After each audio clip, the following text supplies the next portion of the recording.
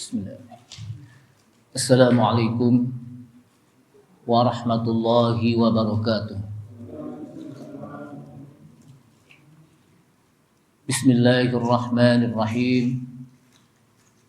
Alhamdulillahi hamdan katsiran tayyiban mubarakan fi kama yuhibbu rabbuna wa yarda. Asyhadu an la ilaha illallah wahdahu la syarika lah wa la na'budu illa iyyah. Wa asyhadu anna Muhammadan 'abduhu wa rasuluh la nabiyya ba'dah. Allahumma salli wa sallim ala nabiyyina al-karim Sayyidina Muhammad ibn Abdullah wa ala alihi wa sahbihi wa tabi'ihim wa man tabi'ahum bi ihsanin ila yaumil qiyamah.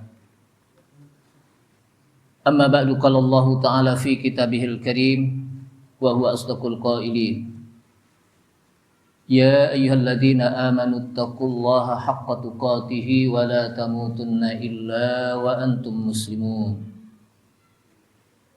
Ya ayyuhalladzina amanu taqullaha wa qulu qawlan sadida yuslih lakum a'malakum wa yaghfir lakum dhunubakum. Wa may yuti'illaha wa rasulahu faqad faza fawzan 'azima. Wa qala Rasulullah sallallahu alaihi wasallam fa inna asdaqal hadithi kitabullah ta'ala wa khairal huda huda Muhammadin sallallahu alaihi wasallam wa syarrul umuri muhdatsatuha wa kullu muhdatsatin bid'ah wa kullu bid'atin dhalalah wa kullu dhalalatin finnar. Ma'asyiral muslimin rahimani Allah wa rahimakum. Hadirin jamaah Masjid Al-Munawwar yang mudah-mudahan dirahmati Allah Subhanahu wa taala.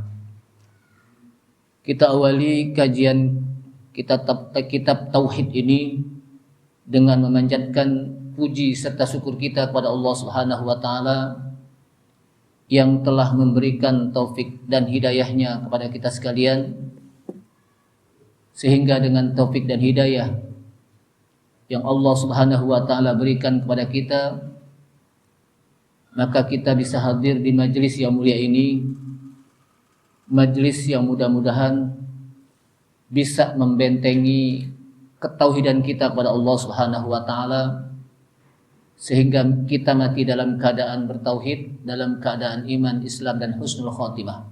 Amin ya rabbal alamin.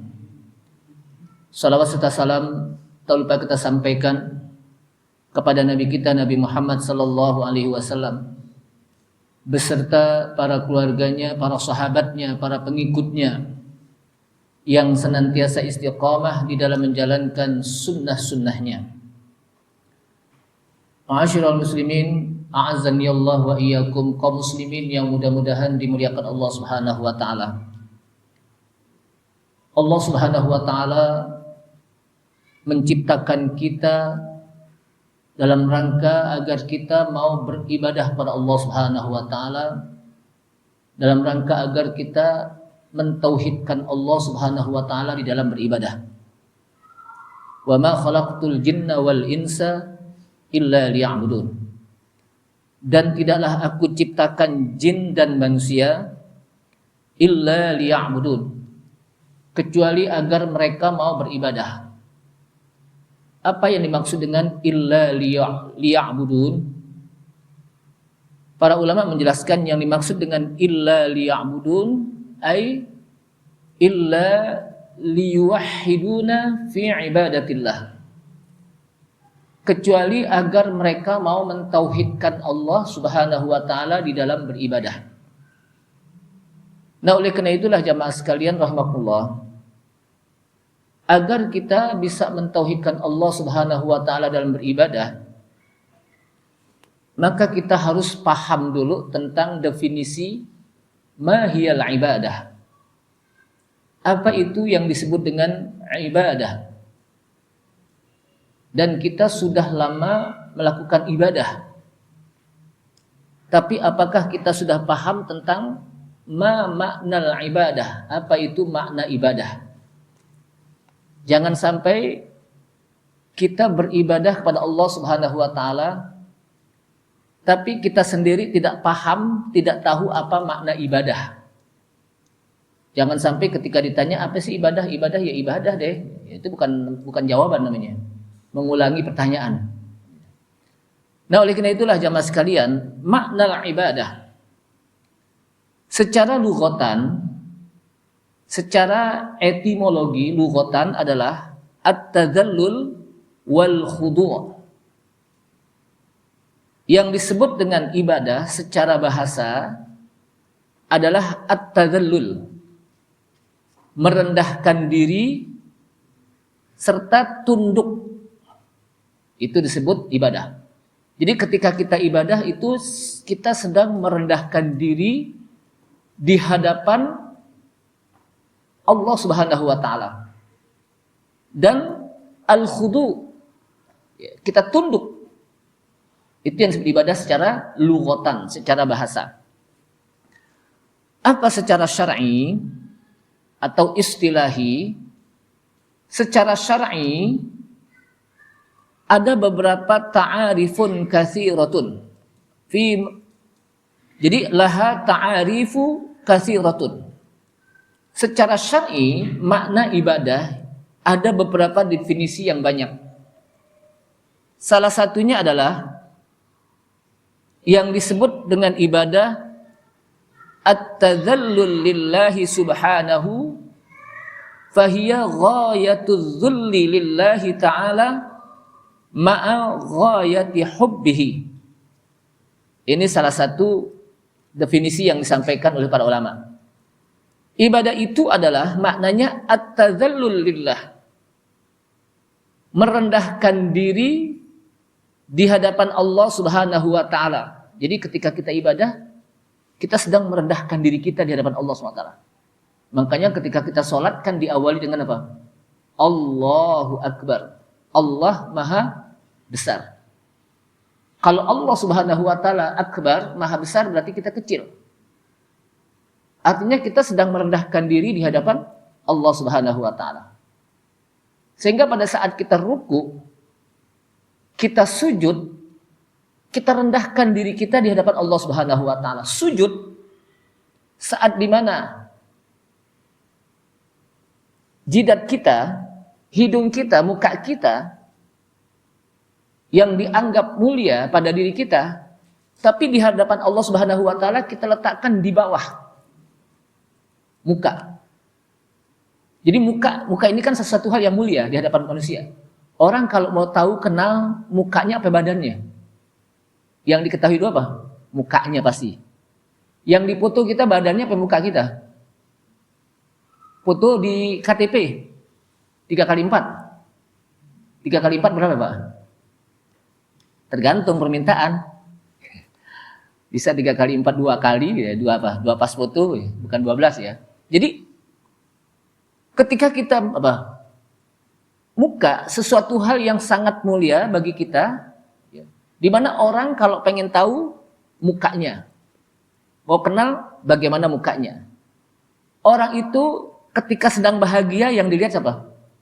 Mukanya. Pasti dia kalau lagi senyum terus bahagia. Kalau lagi sedih yang dilihat apa? Mukanya. Kita kalau dipegang muka kita marah.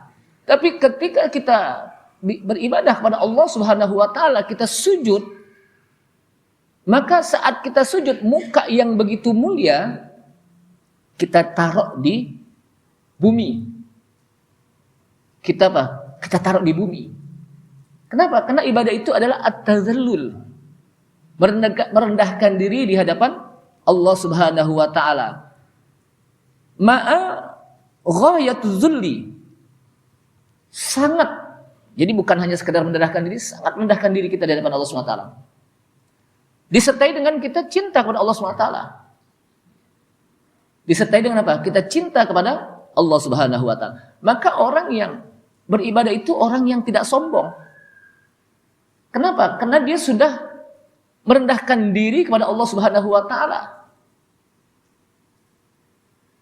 Kemudian ada definisi yang disebutkan at-ta'riful jami'.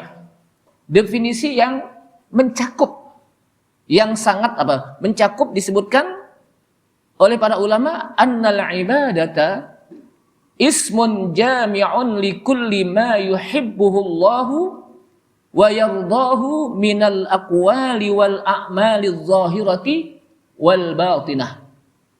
Ini yang disebut dengan definisi ibadah yang sangat mencakup semuanya. Apa itu ibadah?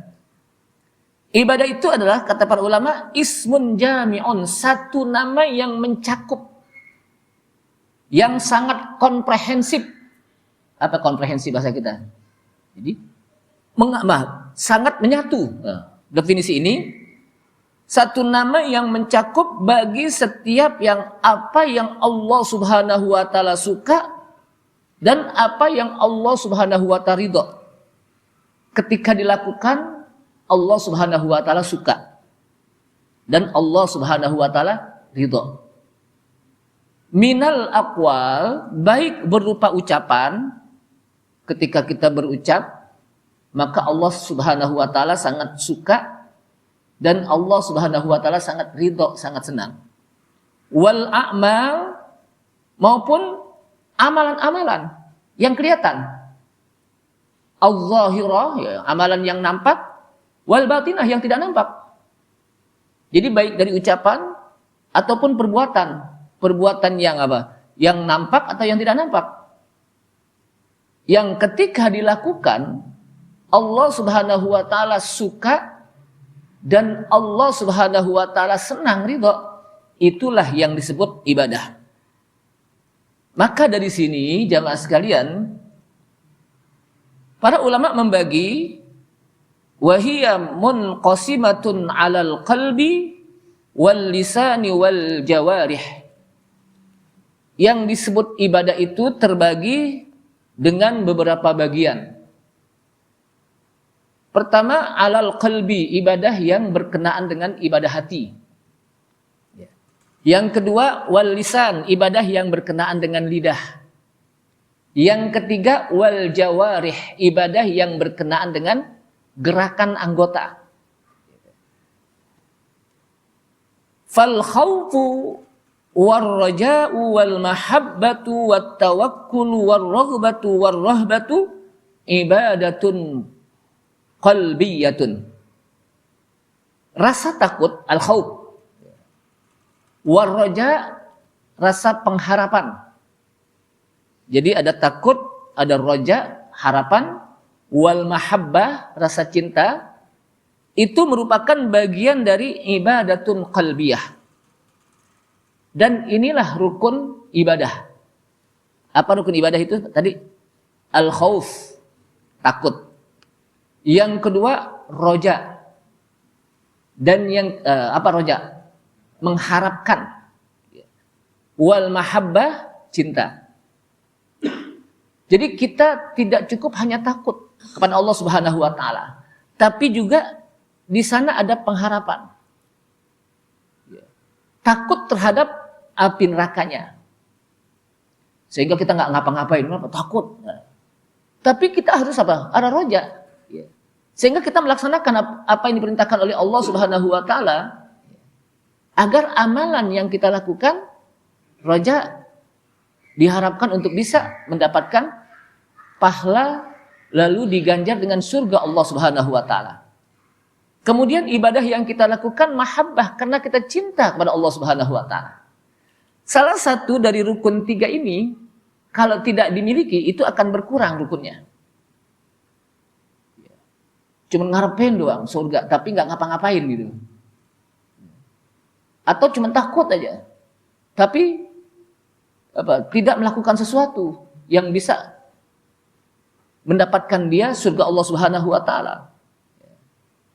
Atau dia cuma sekedar cinta kepada Allah Subhanahu wa taala tapi tidak melaksanakan apa yang diperintahkan oleh Allah Subhanahu wa taala. Itu juga enggak apa. Nah, jadi harus ketiga ini harus apa? Dilakukan dalam beribadah. Dan itu adalah ibadatun qalbiyah. Ibadah hati.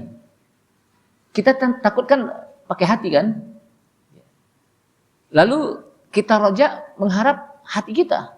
Semoga Allah masukkan saya ke dalam surga. Semoga Allah ampuni dosa-dosa saya.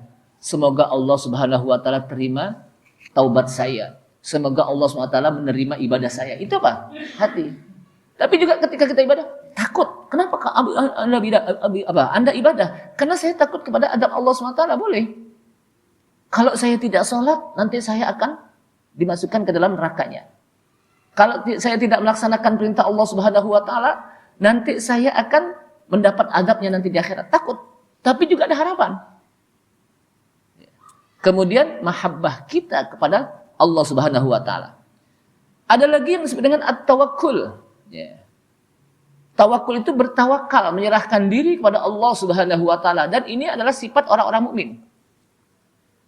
Innamal mu'minuna alladzina idza dzukirallahu wajilat qulubuhum wa idza tuliyat 'alaihim ayatuhu zadatuhum imana wa 'ala rabbihim yatawakkalun.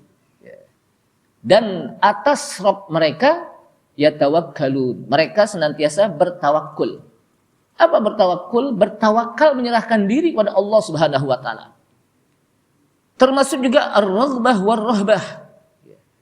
Penuh rasa cemas, rasa takut, dan itu semuanya ibadatun qalbiyah. Ibadah hati. Jadi hati yang bermain di situ. Ada rasa takut, rasa cemas, rasa harapan, rasa cinta kepada Allah SWT, itu hati yang bermain. Ada lagi wat tasbihu, wat tahlilu, wat takbiru, wal hamdu, wasyukru bil lisan, wal qalbi ibadatun lisaniyatun qalbiyatun. Tasbih. Kita membaca subhanallah itu dengan lidah. Kita membaca tahlil pakai ha itu dengan tahlil itu apa sih? La ilaha illallah. Dengan lidah. Wat takbir, Allahu Akbar, dengan apa? Lidah. Walhamdu, kita mengucapkan alhamdu dengan lidah. Makanya kan di dalam sholat itu ada yang dikenal dengan rukun qalbi, ada rukun qauli, ada rukun fi'li. Ada 3. Rukun qalbi itu apa?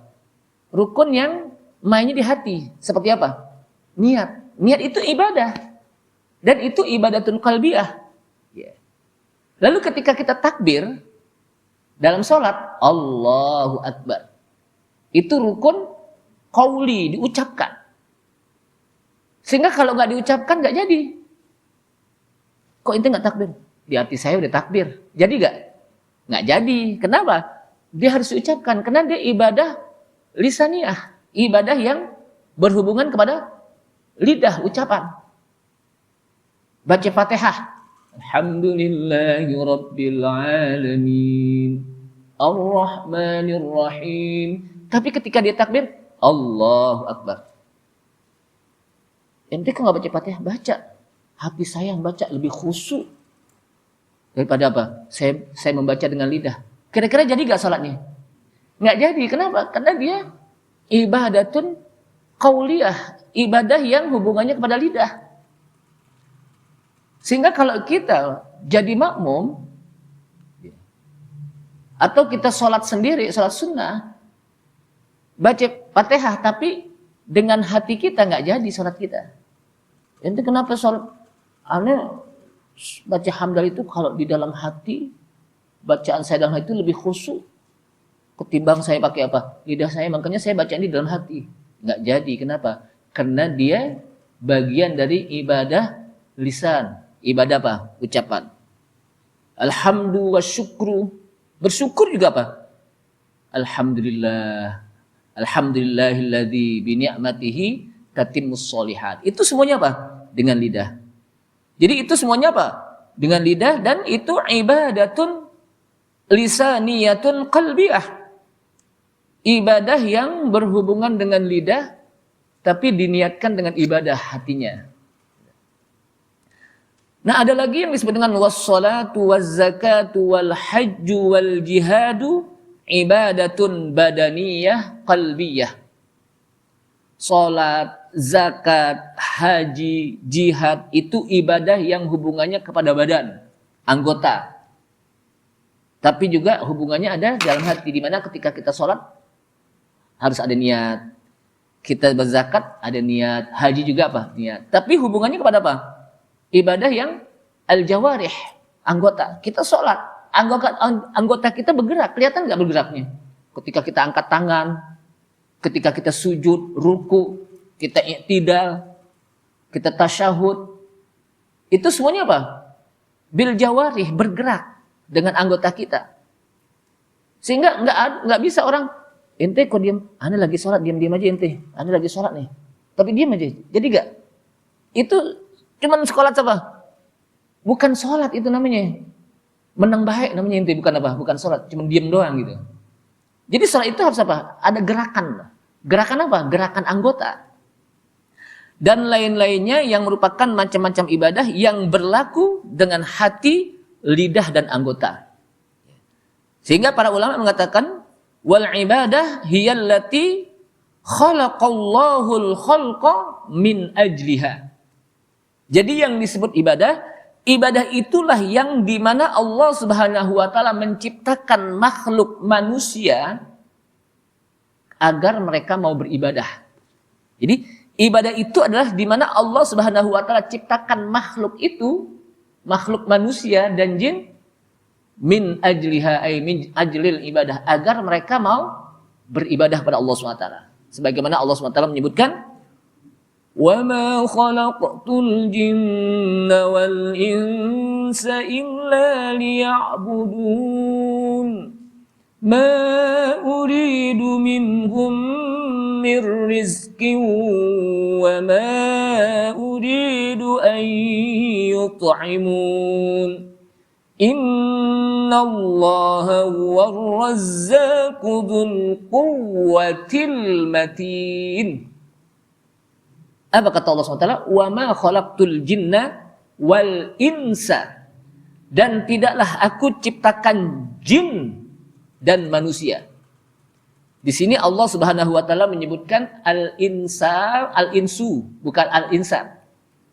Kenapa? Karena memang kata manusia di dalam ayat Al-Qur'an kadang disebut dengan al-insanu. Makanya apa? Ada surat yang namanya surat apa? Al-insan dalam bentuk tunggal. Ada lagi surat yang namanya An-Nas. An-Nas juga manusia. Tapi bentuknya apa? Plural, bentuk jamak. Ada juga yang disebut dengan Al-Insu. Kadang juga manusia disebutkan oleh Allah Subhanahu wa taala dalam Al-Qur'an dengan kalimat Bani Adam. Bani Adam itu apa? Anak Adam. Ini siapa? Manusia. Kadang juga disebut manusia di dalam Al-Quran dengan basyarun. Qul innama ana basyarum mislukum yuha. Katakan, hai Muhammad, innama ana basyarun. Sesungguhnya saya ini seorang manusia. Tapi yuha ilayya, diwahyukan. Aku mendapatkan wahyu. Dan masing-masing ketika Allah Subhanahu wa taala sebut manusia dengan berbagai macam bahasa, mufradat, vocabulary, itu berbeda-beda maknanya. Ketika Bani Adam disebut dalam rangka untuk memuliakan manusia. Walaqad karramna Bani Adama. Sungguh kami telah muliakan Bani Adam. Jadi dalam rangka untuk memuliakan manusia, maka Allah Subhanahu wa taala sebut manusia dengan kalimat apa? Bani Adam. Kenapa? Karena Nabi Adam adalah makhluk mulia.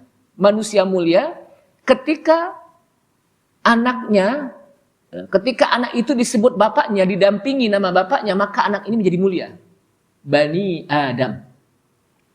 Anaknya Adam, berarti anaknya mulia. Kenapa? Bapaknya apa? Mulia.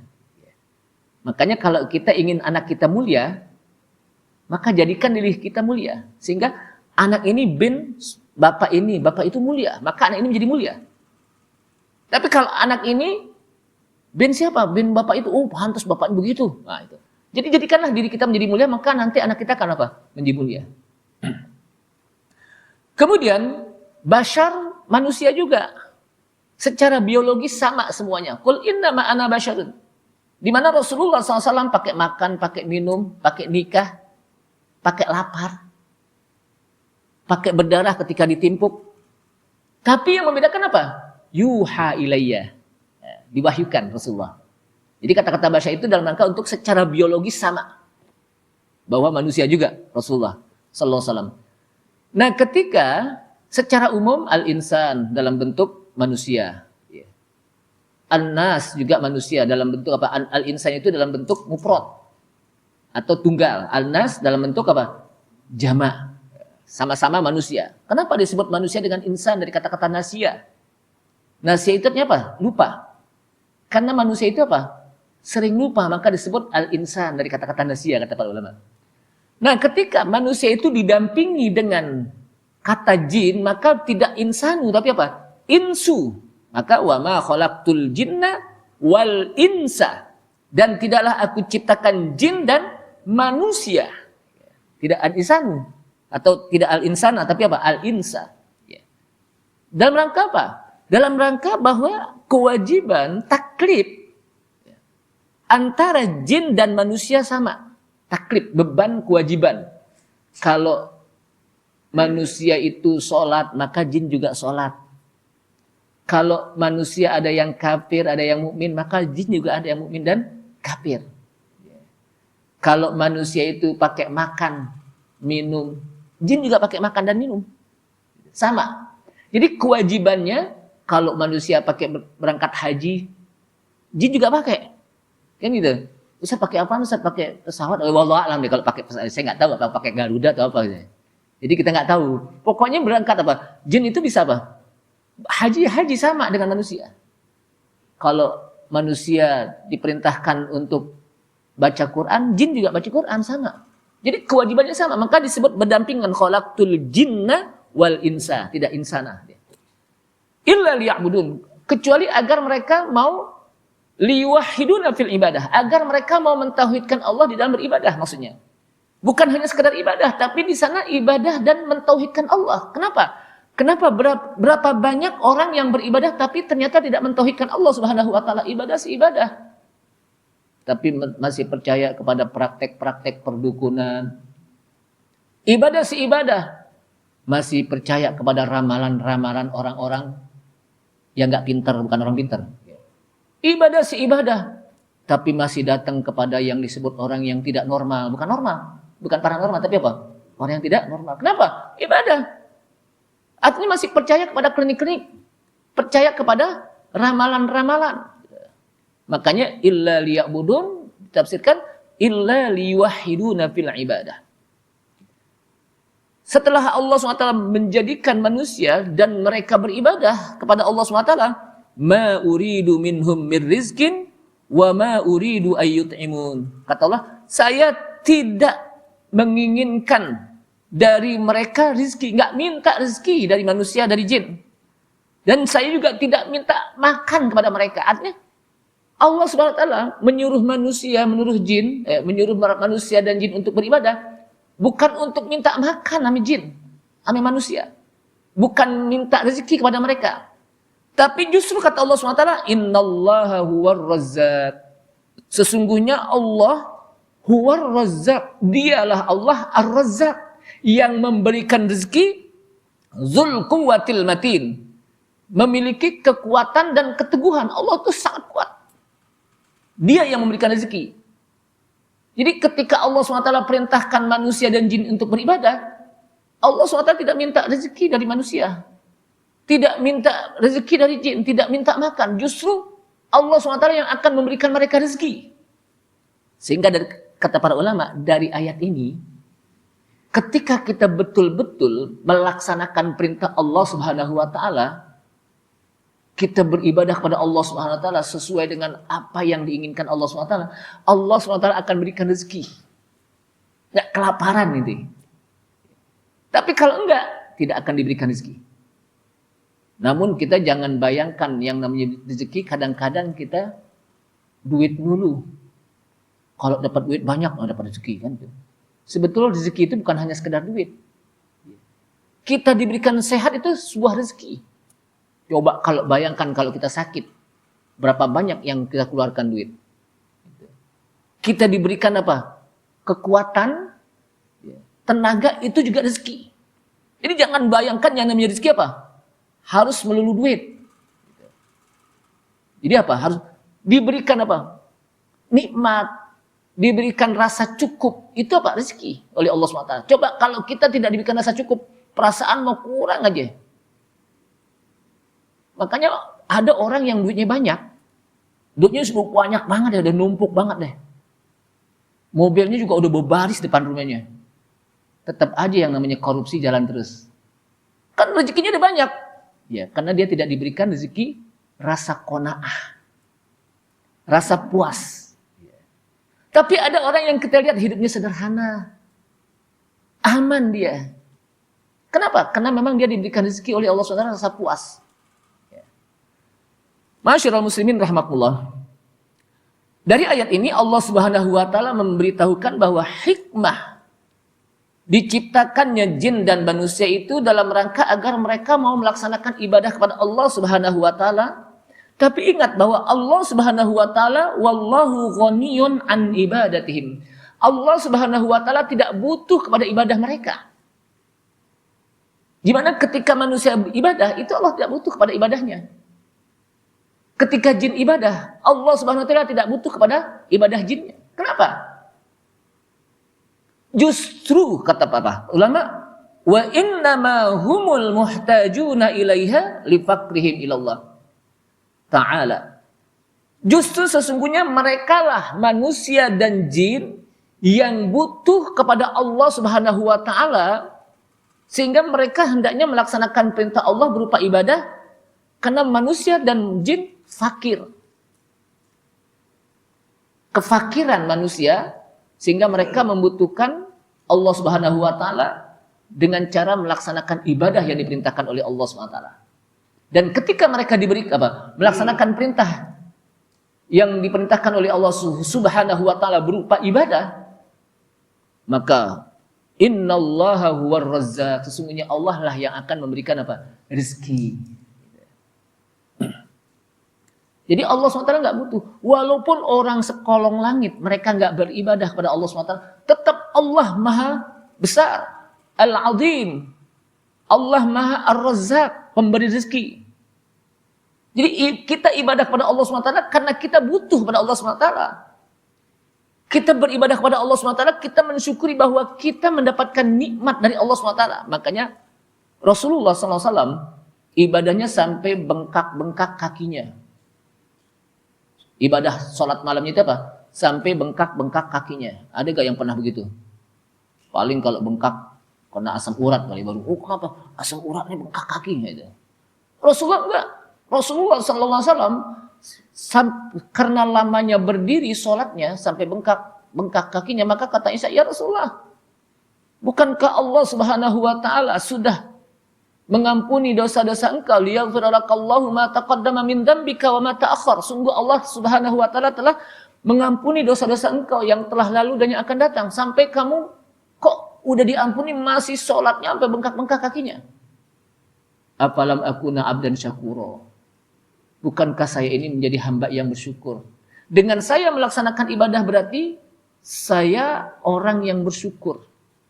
Jadi kita beribadah itu dalam rangka mensyukuri nikmat Allah Subhanahu wa taala. Dijadikan kita sebagai manusia. Dijadikan sebagai manusia, makhluk yang paling mulia. Maka kita bersyukur dengan melalui apa? Ibadah. Makhluk yang paling mulia itu siapa sih? Manusia. Wattini wazzaitun wa turi sinin wa hadzal baladil amin. Laqad khalaqnal insana fi ahsani taqwim. Sungguh telah kami ciptakan manusia, kata Allah SWT dalam surat At-Tin, fi ahsani taqwim, dalam bentuk yang paling indah, yang paling bagus. Karena manusia adalah makhluk yang paling mulia, maka Allah Subhanahu wa taala ciptakan manusia dalam bentuk yang paling indah. Matanya di depan dua. Bayangkan kalau matanya satu di depan, satu di belakang, gimana kira-kira? Bingung deh kita. Hidungnya di depan. Coba kalau di atas kepala kita hujan, kita bingung kita. Masuk air mulu. Telinganya kiri kanan. Kita diberikan telinga dua. Tapi mulut satu. Artinya apa? Hendaknya kita lebih banyak dengar ketimbang ngomong. Dengar, kan kita pakai telinga dengar ya. Mulut satu. Jadi jangan banyak ngomong, banyak apa? Dengar. Jamaah sekalian rahimakumullah.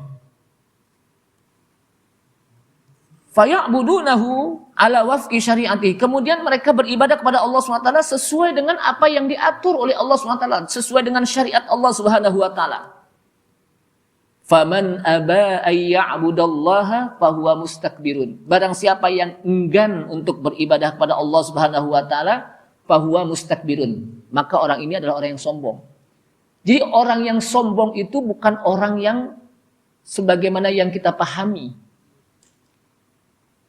dalam kalimat sombong. Tapi yang disebut sombong itu kata Rasulullah SAW apa? Al-kibru batarul haq wa ghamtun nas. Yang disebut sombong itu adalah batarul haq, menolak kebenaran. Ketika Allah SWT perintahkan untuk beribadah, tapi dia tidak mau, berarti dia sombong. Iblis ketika diperintahkan untuk bersujud kepada Nabi Adam alaihissalam, dia nggak mau, berarti dia sombong. Kenapa? Nggak mau melaksanakan perintah Allah Subhanahu wa taala. Itu satu. Yang kedua, wa ghamtun nas. Jadi kepada Allah SWT hubungannya dia tidak mau melaksanakan perintah Allah SWT. Kepada manusia, wa ghamtun nas, dia mengecilkan orang. Tahu mengecilkan orang, mencirikan orang, mengkerdilkan orang. Siapa sih yang ngajar?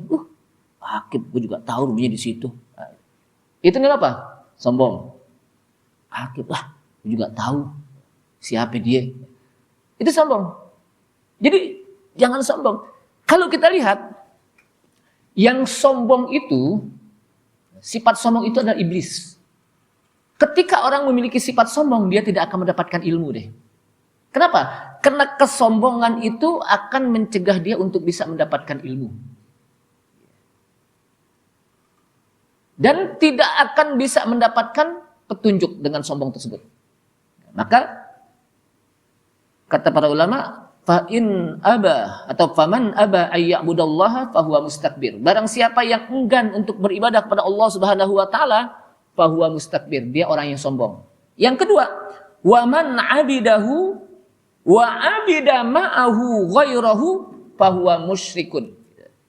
Barang siapa yang beribadah kepada Allah Subhanahu wa taala, menyembah Allah Subhanahu wa taala, dan juga menyembah kepada selain Allah Subhanahu wa taala, bareng.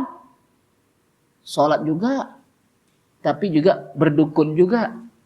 Salat juga, tapi masih masang ancak. Tahu masang ancak ya? Kalau orang dulu apa ancak ya? Kalau sekarang apa? Sesajen di kuburan nih.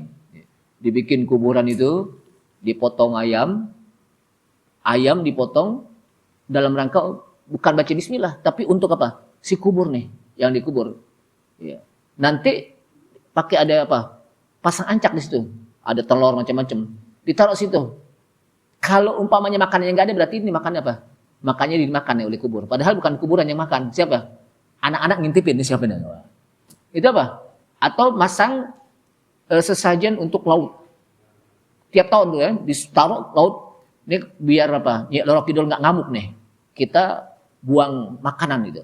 Itu berarti dia beribadah kepada Allah SWT, tapi juga beribadah kepada selain Allah Subhanahu wa taala. Fahuwa musyrikun. Orang itu orang yang musyrik, menyekutukan Allah SWT. Jadi yang disebut menyekutukan Allah Subhanahu wa taala itu adalah dia beribadah kepada Allah Subhanahu wa taala, juga beribadah kepada selain Allah Subhanahu wa taala. Itu. Yang ketiga, wa man 'abidahu wahdahu bighairi ma syara'a bihi fahuwa mubtadi'. Sekali lagi, barang siapa yang beribadah kepada Allah Subhanahu wa taala dengan sesuatu yang tidak disyariatkan oleh Allah, beribadah sih, tapi tidak sesuai dengan aturan yang diatur oleh Allah Subhanahu wa taala, fahuwa mubtadi'un. Berarti dia beribadah bid'ah, mengada-ngada.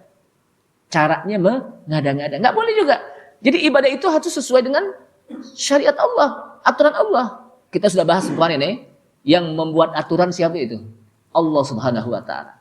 Jadi kita tidak bisa dalam ibadah itu bikin aturan sendiri. Kalau tidak, berarti dia sudah mubtadi', mengada-ngada, melakukan bid'ah dalam peribadatan. Nah, yang benar adalah kata para ulama, wa man 'abidahu wahdahu bima syara'a fahuwal mu'minul muwahhid.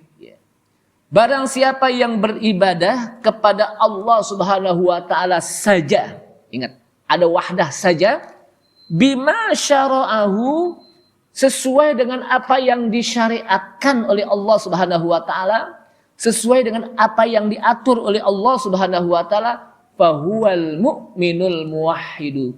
Itulah mukmin yang betul-betul mukmin yang bertauhid. Karena kita beribadah hanya kepada Allah Subhanahu wa taala, yang diatur juga hanya Allah Subhanahu wa taala yang mengatur ibadah itu. Ini saja, mudah-mudahan bermanfaat. Mudah-mudahan ibadah yang kita lakukan selama ini mudah-mudahan diterima oleh Allah Subhanahu wa taala. Subhanaka wa hamdika asyhadu an la ilaha illa anta astaghfiruka wa atubu ilaik. Wassalamualaikum warahmatullahi wabarakatuh.